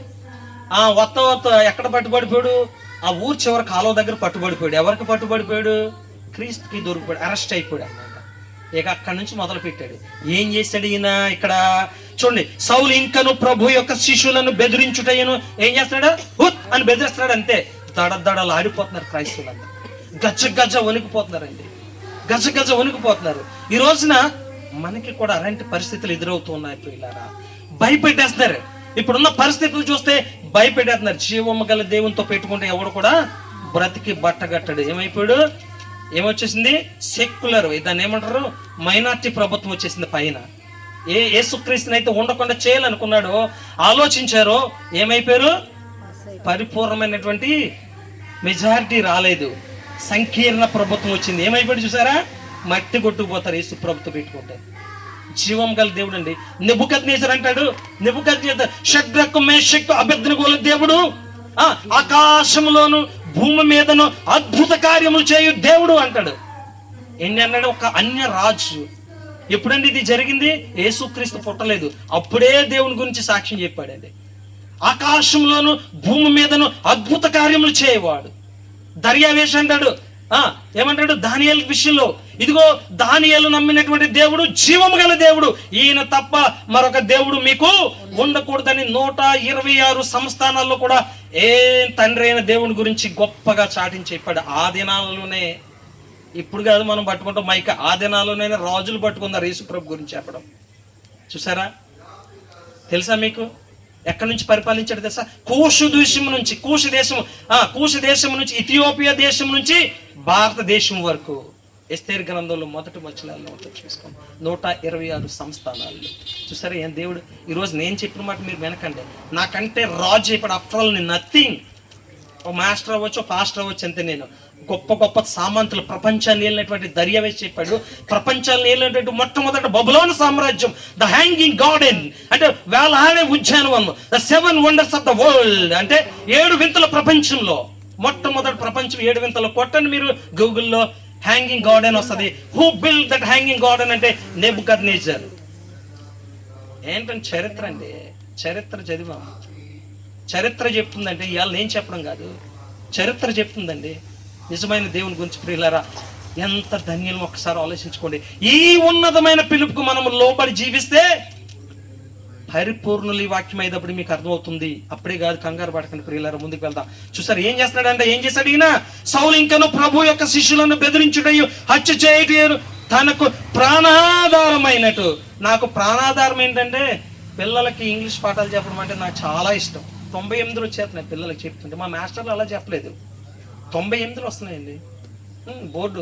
నా స్టూడెంట్స్కి ఈ సంవత్సరం అద్భుతం. వాళ్ళు ఎంత బాగా చెప్తున్నారు సరే. పూర్వం అలా చెప్పేవారు కాదు, మన క్రైస్తవులే చెప్తున్నారు, అది కూడా యేసు నమ్మినటువంటి వారు. చూసారా? ప్రాణాధారం అన్నట్టు. మీకు ప్రాణాధారం ఏంటి? మీకు ప్రాణాధారం ఏంటి? ఈయనకు వాక్యం చెప్పడం ఇష్టం, ఆయనకు వాక్యం చెప్పడం ఇష్టం. ఈయనకి త్వరలో వాక్యం చెప్పాలని చాలా ఆసక్తిగా ఉన్నాడు. దేవుడు ప్రేరేపణ చాలా అద్భుతం ఉంది. God bless you boy. ఇంకా అందరికి ఆసక్తి ఉందా ఏదో పనిలోను? ఇదేంటండి మనుషులు చంపడం ఆసక్తి ఏంటండి? ఇది ఎక్కడ విషయం అండి బాబు? ఇది ఉద్యోగమా? మనుషులు చంపడం ఉద్యోగమా? ఎంత అన్యాయం కదా, ఎంత అన్యాయం కదా. అదే చేశాడండి ఈయన. క్రీస్తు మార్గానికి అడ్డొచ్చే వాళ్ళందరినీ కూడా, స్టెఫన్ వీళ్ళందరి వాళ్ళందరినీ కూడా లేపేశాడండి. ఆయన యొక్క జీవితం వెనుకున్నవి లక్ష్య పెట్టక మరచి ముందున్న వాటి కొరకై వేగిరపడుచు అంటూ ఉన్నాడు. ప్రియులారా, ఇంకా చాలా మంది మోసంతోనే బ్రతుకుతున్నారు. విశ్వాసే కాదు, వాక్యం బోధించే సేవకుడే కాదు, ఇంకా ఉన్నాయి. తోడతాను బైబిల్ నుంచి. ప్రియులారా, మన కోసం దేవుడు అద్భుతమైనటువంటి సమాచారాన్ని మీ అందరికీ తెలియపరుస్తున్నాడు ఈ దినాన పరిశుద్ధాత్మ శక్తితో. ఎంత గొప్ప విషయం, ఎంత బాధాకరమైన విషయం. పౌలు జీవితాన్ని, అలాంటి జీవితాన్ని నేను విడిచిపెట్టాను అంటున్నాడు. ఇంకేమంటాడంటే, ఇదిగో దమస్కో పట్టులు అంటాడు, పౌలా సౌలా. అప్పటికి ఆయన పేరు సౌలు. సౌలా ఇంకా ఎందుకు నన్ను హింసించుచున్నావు అంటున్నాడు. ఇదేంటి? అక్కడ హింసిస్తున్నది ఎవరు? సంఘాన్ని. సంఘం మనకి ఎవరు? మనమే. మనుషులు హింసిస్తుంటే దేవుడు ఫీల్ అవుతున్నాడు ఏంటి? ఆయన ఎక్కడ కొట్టాడు? అప్పటికి యేసుక్రీస్తు భూమి మీద లేదు కదా. ఇన్కార్నేషన్ అంటే ఆయన నరవతారుగా భూమి మీదకి రాలేదు కదా. వచ్చేసాడు కదా, వచ్చి చనిపోయి వెళ్ళిపోయాడు కదా, తిరిగి వెళ్ళిపోయాడు కదా. మరి పౌలు తర్వాత కదా వచ్చింది. మరి యేసుక్రీస్తు భూమి మీద ఉన్నప్పుడు ఆయన ఎలా కొట్టాడు? ఎప్పుడు హింసించాడు? ఎక్కడ హింసించాడు? బెత్లెహేంలో హింసించాడా? లేకపోతే మరి సుకార అనే ప్రాంతంలో హింసించాడా? లేకపోతే ఆ లాజరస్ గారు ఉండే ఊర్లో ఆయన నివసించే ప్రాంతం ఏంటి బ్రదర్ అదే బాబు? సో ఆ ప్రాంతంలో హింసించాడంటే ఎక్కడా లేదే. మరి సంఘాన్ని హింసించడం ఏంటి అంటే, సంఘం అంటే ఎవరు? మనమే. అంటే మనం హింసిస్తే ఎవరిని హింసించినట్టు? ఇవాళ మైనారిటీ ప్రభుత్వం రావడానికి గల కారణం ఏంటి తెలుసా? మణిపూర్లో కానీ నార్త్ ఇండియాలో కానీ బైబుల్ పట్టుకుని వెళ్ళడానికి లేదు. నార్త్ ఇండియాలో ఈ రోజు వరకు బైబుల్ పట్టుకుని ప్రార్థనకు వెళ్ళటం లేదు. భయంగా వెళ్ళాలి. ఈ రోజున మన సౌత్ ఇండియా కూడా పాకేసింది. దేవుడు ఊరుకుంటాడా? సంఘాన్ని హింసిస్తే నన్ను హింసిస్తున్నాడు నరేంద్ర మోడీ. ఎందుకు నన్ను హింసిస్తున్నావు అన్నాడు. నీకు ముందు ఇంకా కష్టాలు ఉన్నాయి. ఏ క్షణాన్ని ఊడిపోతావో నువ్వు. వాళ్ళు తుమ్మితే ఊడిపోయే ప్రభుత్వం, అది తుమ్మితే ఊడిపోయే ప్రభుత్వం. ఇక్కడ ఉన్నాయన అంత సిన్సియర్గా ఏమి సపోర్ట్ ఇవ్వడు. ఉతికి ఆరేసాడు పోయిన 5 సంవత్సరాల క్రితం నరేంద్ర మోడీ. అవునా కదా? నేను రాజకీయం చెప్పట్లేదు, జరుగుతున్న పరిస్థితులు చెప్తున్నాను ఇక్కడ వాక్యాన్ని బట్టి. ఒక సౌలుకి చేసినటువంటి అన్యాయానికి దేవుడు దమస్కో పట్టణంలో సంఘాన్ని హింసిస్తుంటే, సంఘం అనగా నిన్ను నన్ను క్రైస్తవులు హింసిస్తే దేవుని హింసించినట్టు ఆయనే ఆకాశం నుంచి మాట్లాడాడు ఒక స్వరంతో, యేసయ్య నేను ఎలా వాడుకోవాలో అలాగా అతన్ని వాడుకుంటానన్నాడు. అవునా కాదా? అంటే ఇది పాత జీవితం ప్రియులారా. ఇది ఏ జీవితం అమ్మా? పాత జీవితం. ఇంకొక మాట చెప్తాను వినండి చక్కగా. 1 తిమోతికి రాసిన పత్రిక 1వ అధ్యాయం 15వ వచనంలో అంటాడు. 1 తిమోతికి రాసిన పత్రిక 1వ వచనం 15వ వచనంలో అంటాడు. ఏమంటున్నాడంటే, పౌలు జీవితాన్ని చెప్పుకుంటున్నా, మీ పాత జీవితాన్ని కూడా ఒకసారి జ్ఞాపకం చేసుకోండి, మీరు ఎలాంటి వారో. మరలా జ్ఞాపకం చేసుకోవద్దు అన్నాడు, లక్ష్య పెట్టవద్దు అంటున్నాడు. కానీ ఈ రోజున బోధించే సేవకుడు అదే పని మీద ఉన్నాడు, సంఘానికి వచ్చే విశ్వాసి కూడా అదే పని మీద ఉన్నాడు. అమ్మ చెప్పం తల్లి, పాపులను రక్షించుటకు క్రీస్తు యేసు ఈ లోకమునకు వచ్చినను మాట వాక్యము నమ్మదగినది పూర్ణాంగీకారమునకు యోగ్యమునై ఉన్నది. అట్టి వారిలో I am the first person అని సాక్ష్యం చెప్తున్నాడు. అట్టి వారిలో నేను ప్రధానుడను అంటున్నాడు. ఎందుకు? క్రీస్తు యేసు పాపులను రక్షించుటకు ఈ లోకానికి వచ్చాడంటే, నేను పెద్ద పాపిని. ఇప్పుడు యేసుక్రీస్తు పిలవక ముందు నేను పెద్ద పాపని. ఒకవేళ ఆయనే రాకపోతే నేను ధర్మశాస్త్రము మోసే అని చచ్చిపోయి నిత్య నరకానికి వెళ్ళిపోదును. కానీ ఇప్పుడు నాకు తెలిసి వచ్చిన నా యేసయ్య నాతో మాట్లాడాడు. నాకు అద్భుతమైనటువంటి 11 మంది శిష్యులకి చెప్పన్నటువంటి రహస్యాలన్నీ కూడా చెప్పేశాడండి. పౌలుకి అద్భుతమైనటువంటి రోమా పత్రిక, గలతీ పత్రిక వివరణలో మాట్లాడుకుంటే మొత్తం బైబిల్ జ్ఞానం వచ్చేది. ఎవరినైనా దర్దలు ఆడించవచ్చు వాక్యంతో. మీ ముందు ఎవడో నిలబడలేదు. ఈ మాటలు చేస్తే 2 గ్రంథాల్లో చూసారా? అటు వాడు నేను ప్రధానుడు అంటున్నాడు. ప్రధానుడు నేను, ఐఎమ్ ద ఫస్ట్ పర్సన్. యేసు రాకపోతే ఈ రోజున ఎవరికి కూడా రక్షణ లేదు. మరి ముఖ్యంగా నేను అంటున్నాడు. ఈరోజు నువ్వు అనుకుంటున్నావు తల్లి, బాబు అనుకుంటున్నారా? ఎవరైనా సరే దేవుడు చూచే దేవుడు. ప్రధానమంత్రి కంటే గొప్పలం కాదు, వాళ్ళకే వేశాడు దేవుడు. గండి సంఖ్యలు వేశాడు వాళ్ళకి. ఇక వాళ్ళకి ఎదుగుదల లేదు. దేవుని విషయంలో చాలా జాగ్రత్త. వెనుకున్నవి మరచి అంటున్నాడు. 12వ వచనం చూడు. అక్కడ 12వ వచనంలో ఎలాంటి క్యారెక్టర్ కలిగినోడు చూద్దాం. చూడండి అబ్బా, పూర్వము దూషకుడును హింసకుడును హానికరుడును తన పరిచర్యకు నియమించి నమ్మకమైన వానిగా. చాలమ్మా, నమ్మకమైన వానిగా అన్న మాట కూడా ఈ క్యారెక్టర్స్ మనం మాట్లాడుతున్నాం. పూర్వం ఇక ఎలాంటోడంట? పూర్వము దూషకుడు, హింసకుడు, హానికరుడు, హత్య చేసేవాడు. 9:1 చదువుకున్నాం కదా, క్రైస్తవులు హత్య చేసేవాడు. అమ్మో, 4 క్యారెక్టర్సా? ఒకటి ఉంటేనే భయపడిపోయి దాక్కుంటున్నారు ఇవాళ ఓ పార్టీ వాళ్ళు. అవునా కదా? భయపడి దాక్కుంటున్నారు ఒక పార్టీ వాళ్ళు. ఎందుకు? హింసకుడు హింసలు పెడతలేదా? ఎస్, కనబడిన వాటిని కనబడినట్టు కొట్టు కాల్చుకుంటూ వెళ్ళిపోతున్నారు, కొట్టేస్తారు. హింస చూడండి. హత్య చేసేవాడు అంటే మర్డర్ చేసేవాడు, దోషకుడు, హింసకుడు, హానికరుడు. ఈ 4 క్యారెక్టర్స్ ఒకరిలో ఉంటే ఎంత భయంకరం ఒక్కసారి ఆలోచించండి. ఒక్క క్యారెక్టర్ ఉంటేనే హడలెత్తిపోతామని చూసి, అయ్యి బాబీడు పెద్ద రౌడీ వచ్చేస్తున్నాడు, ఎదురు వెళ్ళకూడదు అంటారు. అలాంటిది ఒక వ్యక్తిలో 4 క్యారెక్టర్స్ ఉంటే ఎవరైనా ఎదురు వెళ్ళగలరా? అతని ఇంటి చుట్టుప్రక్కల ఉండగలరా? అతని ప్రక్కన ఉండగలరా? ఎవరైనా నివాసం చేయగలరా? ప్రాణము ఏ క్షణాన్ని చచ్చిపోతామో, ఏ క్షణాన్న గుండె ఆగిపోతుందో తెలియదు అలాంటి వ్యక్తిని చూస్తే. అంత భయంకరుడు ఏంటంటే పూర్వము. ఏమ్మా, అలాంటి స్థితి నుంచి దేవుడు పిలుచుకున్నాడు. ఒకవేళ నువ్వు ఇంత హింసకుడు కాకపోవచ్చు, కానీ నీ జీవితము పూర్వము నీ జీవితము కేసులోకి రాకపోతే తప్పుడు జీవితమే. కాబట్టి ఆ తప్పు జీవితానికి మళ్ళా వెనక్కి చూడకూడదు.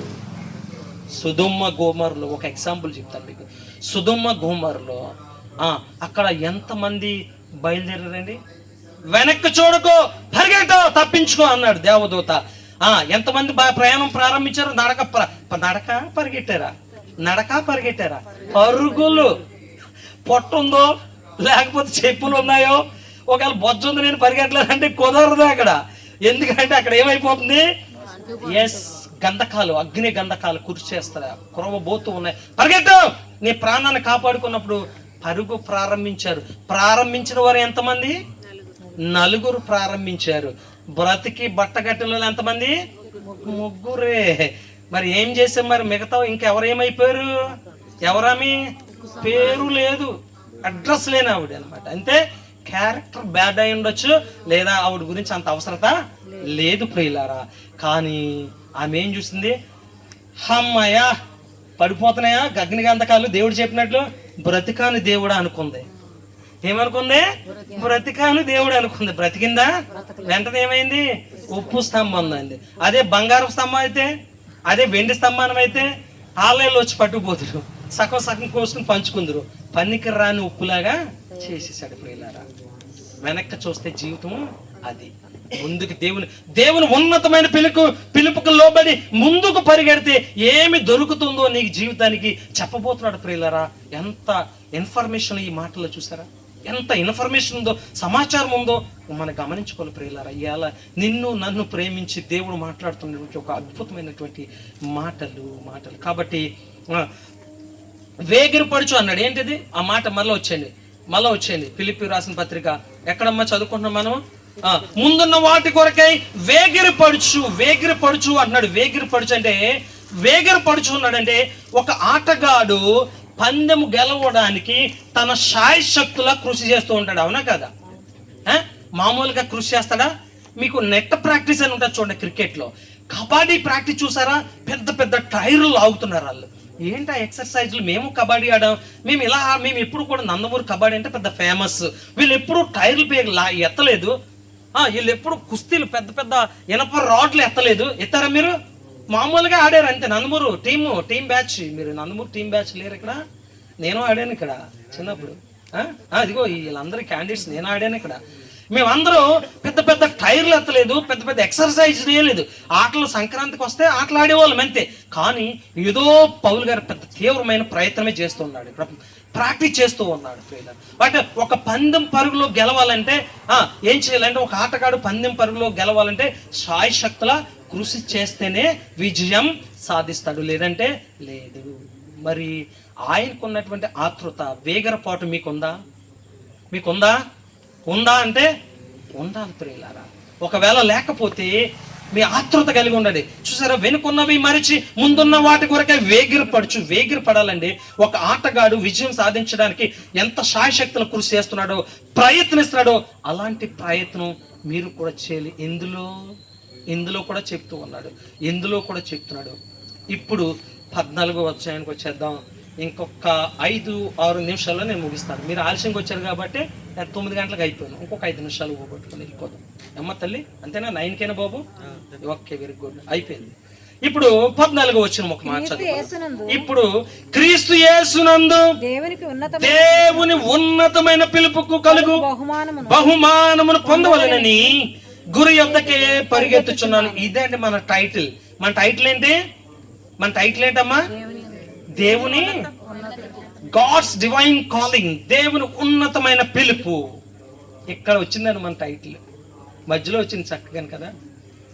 సినిమాలో ప్రారంభించినప్పుడు ఉండవు, మధ్యలో వస్తుంది టైటిల్. చూసారు, అలాగే వచ్చింది. మనం చూసి వాళ్ళు నేర్చుకుని ఉండొచ్చు. సరే, ఓకే, మనకు అనవసరమైన విషయం. క్రీస్తు యేసునందు దేవుని ఉన్నతమైన పిలుపుకు కలుగు బహుమానము పొందవలెనని గురి యొద్దకే పరిగెత్తుచున్నాను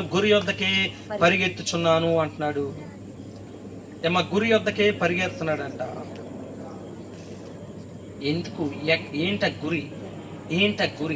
గురి యొద్దకే పరిగెడుతున్నాను అన్నాడు. గురి యొద్దకే దేని గురించి పరిగెడుతున్నాడు తెలుసుకోవాలి. మనం తెలియకుండా పరిగెడితే ప్రయోజనం లేదంటున్నాడు. నీకు తెలియకుండా పని చేసేస్తున్నావు అనుకో, ఏమంటారు? మీ అత్తగారు ఉందనుకోండి, ఇక్కడ కాస్తంతా అక్కడో కాస్తంతా తుడుచుకుంటూ వెళ్తున్నావు అనుకో, ఏమంటది? నువ్వు అసలు ఏం చేస్తున్నావు, నీకైనా అర్థం అవుతుందా అంటది. అసలు అర్థం ఉందా? నువ్వు తుడుస్తున్న దానికి అర్థం ఉందా అందా? అంటారు. ఎందుకంటే క్రమశిక్షణ లేదు, అర్థం లేదు, తనకి ఒక డిసిప్లిన్గా వెళ్ళడం లేదు. ఏదో చేయాలనుకున్నది చేస్తుంది అంతే. మనసు అయితే లేదు, మనసు అయితే లేదు, పని మాత్రం చేస్తుంది. ఈ రోజున విశ్వాసులు కూడా అదే స్థితిలో ఉన్నారు, బోధించే సేవకులు కూడా అదే ఉన్నారు. నేను మాత్రం ఎక్కువ అనట్లే. ఒకవేళ నేనే సత్యాన్ని బోధిస్తే కనుక నేను దేవుల్లో ఉన్నట్టే. మీరు జాగ్రత్తగా గమనించుకోవాలి. ఏమి వినుచున్నారో చూసుకొనిడు అంటున్నాడు యేసయ్య. ఏమంటున్నాడు? మీరు ఏమి వినుచున్నారో చూచుకొనిడు అన్నాడు. ఇంకో మాట అంటాడు, చెవు గలవాడు వినుగాక. అంటే మీకు ఎవరికి చెవులు లేవా ఏంటి? కిరసనాలు డొక్కేని పెట్టుకుంటారు ఏంటి? మాట తిన్నకొచ్చి అందులో పెడుతుంది. కిరసనాలు డొక్కి పెట్టుకోండి, బాగా స్పష్టంగా వచ్చి ఇలాగ వెళ్ళిపోద్ది అనమాట, సరిగ్గా వినపనిపోతే. చూసారా ఎంత డిసిప్లిన్గా ఉన్నారంటే మీరు అందరు కూడా దేవుని ఉన్నత పిలుపుకు లోబడుతున్నారు. దేవునికి స్తోత్రం కలుగును. ఎంత గొప్ప విషయము. నేను చాలా ఐఎమ్ వెరీ హ్యాపీ. నేను నిజంగా హ్యాపీగా ఉన్నాను ఈ రోజు. అందుకనేమో నీరసంగా ఉన్నా. ఫస్ట్ టైం వచ్చాను 2-3 నెలల తర్వాత, 2 నెలల 10 రోజులు పైన అయిపోతుంది. నేను ఇంట్లోంచి బయటకు రావట్లేదు. చర్చికి వెళ్తున్నాను, అతి కష్టం మీద వస్తున్నాను అంతే. ఇంకెక్కడికి వెళ్ళట్లేదు, మేడ దిగట్లేదు అంతే. ఎవడు ఏమైపోతా నాకేం, నేను మాత్రం చక్కగా తినే హ్యాపీగా ఉన్నాను పైన. నాకు మా పాస్టమ్ గారు ఉండి పెడుతుంది హ్యాపీగా. ఇక అలాగే తింటే బయటకు గెంటేస్తారు, ఏదో చేయాలి. ఓకే, సో మీరు మరి డిప్రెషన్లోకి వెళ్ళిపోకుండా చిన్న మాట అన్నాను, మీరు కూడా చక్కగా పని చేయాలి, కష్టపడాలి. ఓకే, ఇక్కడ ఏమంటున్నాడంటే గురి యొద్దకే పరిగెత్తుచున్నాను అంటున్నాడు. ఎలా పరిగెట్టాలి? గురి యొద్దకి మీ ఇష్టానుసారంగా పరిగెడతకు వీల్లేదు. ఇందాక ఒక నియమం ప్రకారంగా, ఒక క్రమం ప్రకారంగా వేగర పడుతున్నాడంటే, ఒక పరుగు పందులో గెలవాలంటే ఒక వ్యక్తి ఎంత కృషి చేస్తున్నాడో, శాయశక్తిలో ప్రయత్నిస్తాడో అలాగే ప్రయత్నిస్తున్నాడు, వేగురు పడుతున్నాడంట. ఈరోజు నువ్వు నేను అలాగే వేగురు పడాలి. దేని కొరకు? దేని కొరకు అంటే చెప్తూ ఉన్నాడు, గురి యొద్దకే పరిగెడుచున్నానంటే. ఏంటమ్మా గురి? ఏంటో గురి? ఇప్పుడు ఫస్ట్ విషయం బయటకు వస్తుంది ఈ ఆకారం మాటలో.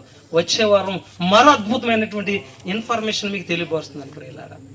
ఇప్పుడు వస్తుంది మన అసలు విషయం, దేనికి మన ప్రయాస అనేది. ఇప్పుడు దీనిది ఫస్ట్ కొరింథియన్స్, మొదటి కొరింథీయులకు రాసిన పత్రిక, మొదటి కొరింథీయులు రాసిన పత్రిక. ఉత్తుత్తోళ్ళ మీరు నిజమైన వాళ్ళు ఇప్పుడు తెలిసిపోద్ది. మీరు ఉత్తుత్తోళ్ళు నిజమైన వాళ్ళు.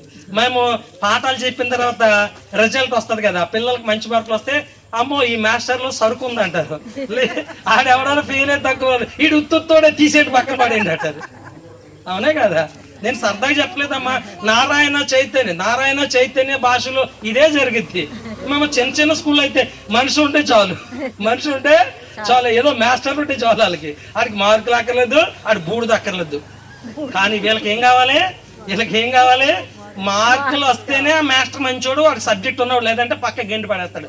నువ్వు ఎంత పర్సనాలిటీ ఉన్నా, నువ్వు ఎంత గొప్పడు అయినా నాకు అవసరం లేదు. ఈ రోజున మనము కూడా సరుకు ఉండాలి. సరుకు లేదంటే ఈ సరుకు పని చేయదు. పక్కెళ్ళి జరుగు అంటారు. జరుగు. ఓకే, ఇక్కడ చెప్తున్నాడు, మిమ్మల్ని జరగమంటారా, నాకు సత్యంలోకి నడిపిస్తున్నాడా? అద్భుతమైనటువంటి ఇన్ఫర్మేషన్ చూడండి. 9 మొదటి కొరింథీయులకు రాసిన పత్రిక 9వ అధ్యాయము 25 నుంచి చదువుదాం. ఇప్పుడు జాగ్రత్తగా వినండి తల్లిలారా, ఈ మాటలు రాసుకోండి మీరు. మరియు పందెమందు పోరాడు ప్రతివాడు అన్ని విషయములందు మితముగా ఉండును. మొట్టమొదటి మాట ఏంటంటే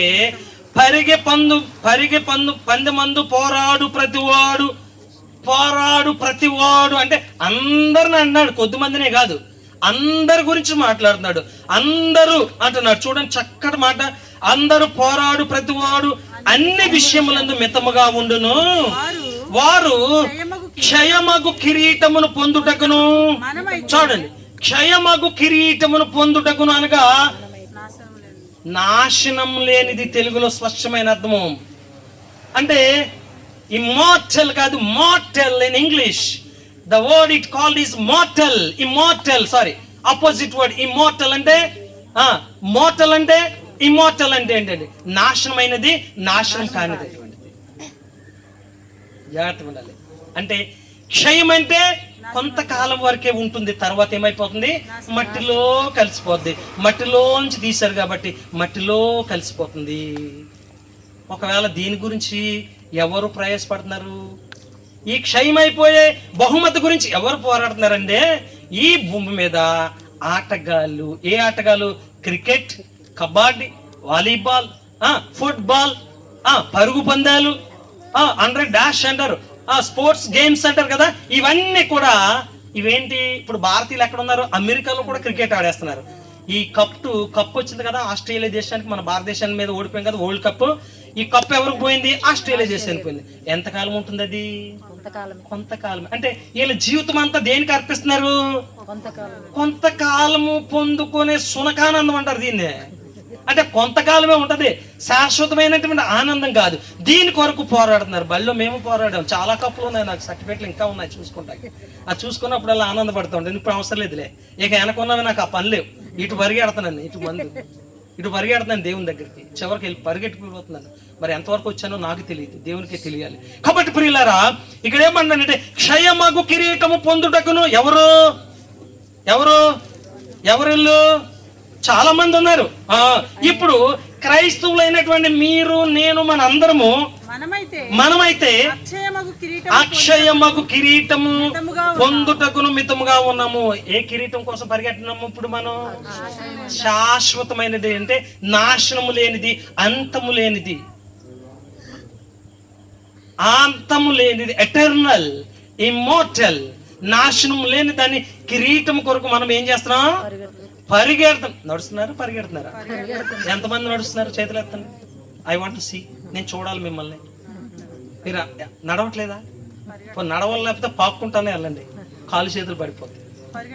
ఎస్, పరిగెడితే చాలా అదృష్టవంతులు. పౌలు గారు దేవుని ఉన్నతమైన పిలుపుకి ఏదో దొరుకుతుంది ఆయనకి.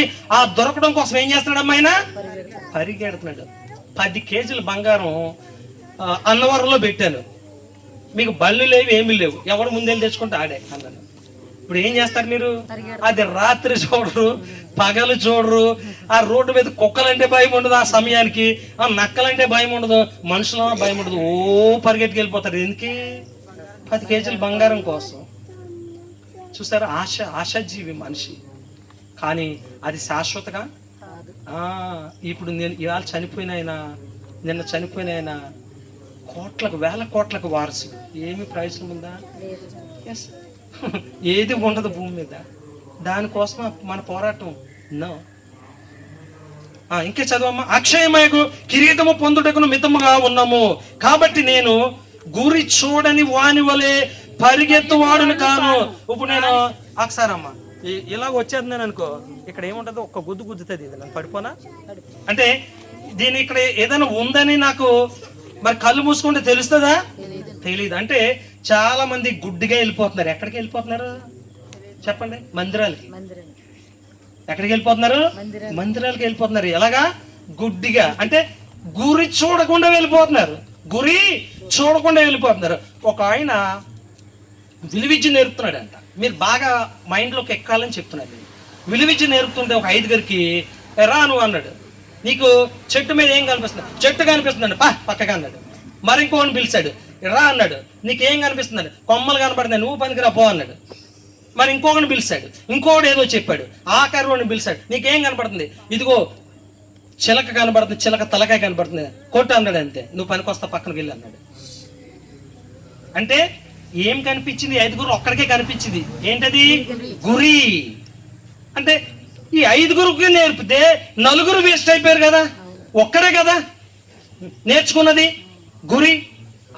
ప్రియులారా, ఎంతో మంది పిలవబడిన వారు అనేక మంది, ఏర్పరచబడిన వారు కొద్ది మంది. కాబట్టి ప్రియులారా, కొద్దిమందిలో మనం ఉన్నామా లేదు చూసుకోండి. మీరేం బాధపడకుండా 5 నిమిషాలు ఎక్కువైందని. నాకు ఎంత ఓపిక వచ్చిందంటే ఇంతసేపు నిలబడతానని కల్లో కూడా ఊహించలేదు.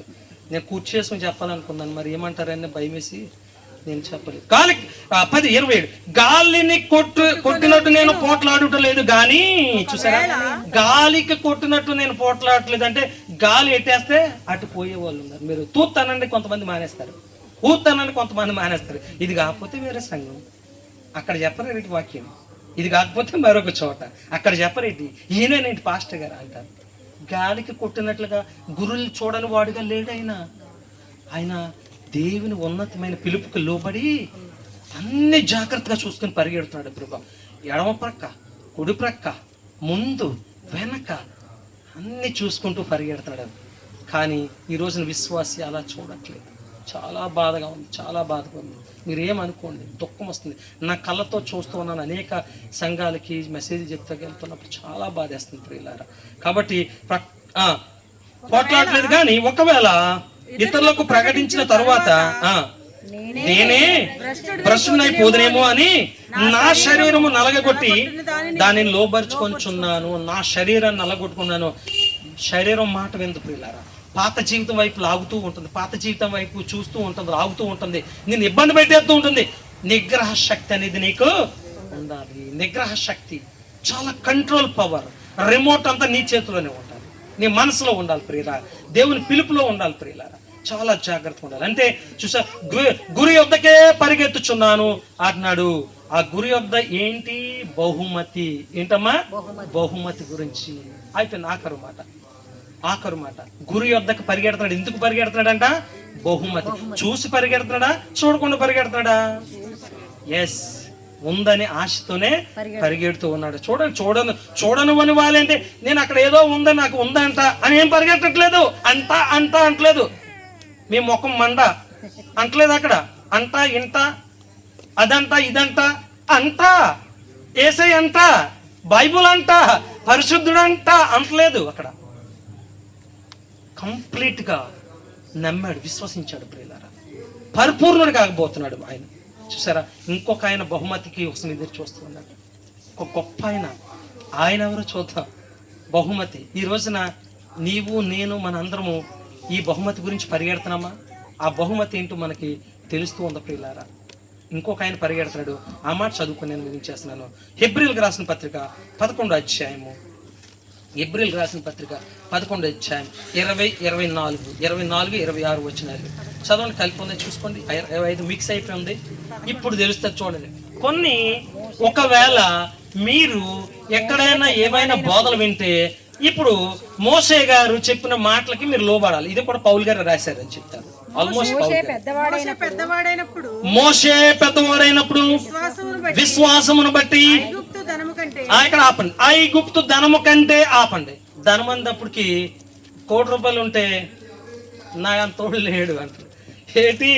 అప్పుడు దాకున్న బంధువులు కనబడరు, అప్పుడు దాకున్న తోటి స్నేహితుడు కనబడ్డు, అప్పుడు దాకున్న ఎవరో కనబడరు. ₹1 ఉన్నాయి. గాల్లో తేలిపోతూ ఉంటాడు.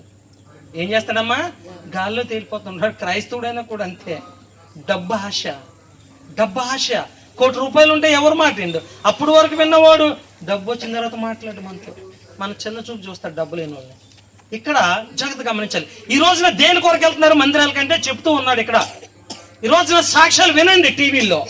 నేను డైరెక్ట్ గా చెప్తున్నాను. ఎవరు? హైదరాబాద్ కలవర్ సతీష్ కానివ్వండి, ఈ రాజమండ్రిలో ఇద్దరు ఉన్నారు జాన్ వెస్లీలు కానివ్వండి, మరి ఎవరో ఇంకొక ఆయన ఉన్నాడు ఎక్కడది ఏదో చెప్తాడు, రోజు పెడతాడు ప్రార్థన. అతను కానీ మా వదిన గారు 10,000 ఇచ్చింది, బంగారు కొయిట బంగారు వంగరు కాసు ఇచ్చేసింది, ఏం మారలేదు అల్లుడు, అలాగే ఉన్నాడు. ఎవరైనా? ప్రవీణ్ కుమార్ ఛాలెంజ్ చేసి చెప్తున్నాను. దీనికోసం కాదు అంటే మీకు ఇవ్వడనుకుంటున్నారా? ఆయన ఇవ్వడనుకుంటున్నాడా? ఎలా ఇస్తాడో కూడా చెప్తూ ఉన్నాడు. కానీ మీ ప్రయాస దీని గురించి కాదు అని చెప్తూ ఉన్నాడు. ఆ కారణం చూడు, చెప్పుతుంటే చెప్పే కొలది చెప్పాలని ఇలాంటి వజ్రాల కంటే విలువైనటువంటి మాటలండి ఎవరు ఎక్కడ దొరుకుతున్నాయి ఈ దినాల్లో. కాబట్టి మీరు ధన్యులే చర్చ్ ఆఫ్ క్రైస్ట్ వాళ్ళు. చదువు తల్లి. క్రీస్తు విషయం చూడు, మళ్ళీ చదువమ్మా, మళ్ళీ చదువు తల్లి. మధ్యలో ఆగింది. మోషే పెద్దవాడైనప్పుడు విశ్వాసమును బట్టి ఐగుప్తు ధనము కంటే క్రీస్తు విషయమైన నింద గొప్ప భాగ్యమని ఎంచుకొని అల్పకాలము పాప భోగము అనుభవించుట కంటే దేవుని ప్రజలతో శ్రమ అనుభవించుట మేలని యోచించి ఫరో కుమార్తె యొక్క కుమారుని అనిపించుకున్నటకు ఒప్పుకొనలేదు. ఏలయనగా అతడు ప్రతిఫలముగా కలగబోవు బహుమానమును బహుమానమందు దృష్టి ఉంచెను. దేని గురించి దృష్టించాడంట? బహుమానము. అల్పకాలము పాపభోగము. అల్పకాలము పాపభోగము. పాపము. భోగం ఏంటి? పాపము. అల్పకాలము. శాశ్వతమైనటువంటి జీవితం ఈ భూమి మీద లేదు. అల్పకాలము పాపభోగము. ఐగుప్తు కుమార్తె యొక్క కుమారుని అనిపించుకోకుండా, ఐగుప్తు ధనము పెద్ద గొప్ప ధనమే అనిపించుకోకుండా సర్వము విడిచిపెట్టాడు. నాకు ఏం వద్దు. కానీ దేని యందు దృష్టించాడు? దేని యందు దృష్టించాడు? దేని యందు దృష్టించాడు? బహుమానము. కలగబోవు బహుమానం. ఏంటి బహుమానము? వచ్చే వారం మరో కొన్ని విషయాలు మాట్లాడుకుందాం. అప్పటి వరకు సశేషం. God bless you all. కాబట్టి ఇక్కడ ఏం విడిచిపెట్టాడమ్మా? సకల ఐశ్వర్యం. మీకు ఇవి ఉంటే ప్రార్థనకు వస్తారా? రారు. మరి ఎందుకు వస్తున్నారు? ఏవో దొరుకుతుందని యోచించి దేవుని దగ్గరికి వస్తున్నారు. అవి అలా వస్తే ఈ జీవితం మట్టుకి యేసు ప్రభు నమ్మితే అంతకంటే దౌర్భాగ్యులు, అందరికంటే మీరే దౌర్భాగ్యులు అంటున్నాడు. దేవుని దగ్గరికి, ఆ విషయాల దగ్గరికి రాకండి. ఎందుకంటే సకల ఐశ్వర్యాలు విడిచిపెట్టి ఒక రాజుకు ఉండవలసినటువంటి ధనం గురించి ఆలోచించండి. అనేక మంది భార్యలు ఉంటారు, అనేక మంది ఉంపుడుగత్తలు ఉంటారు, అనేక ధనం ఉంటుంది, ఐశ్వర్యం ఉంటుంది, వజ్ర వైడూర్యాలు, సమస్త వైభవంతో కూడుకున్నటువంటి ఒక రాజు జీవితం. ఈ రోజు తింటే మరి అదే ఆహారం ఇంకెన్ని సంవత్సరాల తర్వాత తింటాడో, తినని ఫుడ్ తింటూ అద్భుతమైనటువంటి జీవితం. ఇవన్నీ కూడా దేవుని విషయంలో నిందగా విడిచిపెట్టాడు. కలగబోవు బహుమానం యందు దృష్టి ఉంచాడు. ఆ దృష్టి మనం కూడా ఈ దినాన్ని ఉంచుదాం. దేవుడు మీ అందరిని దీవించి ఆశీర్వదించును గాక.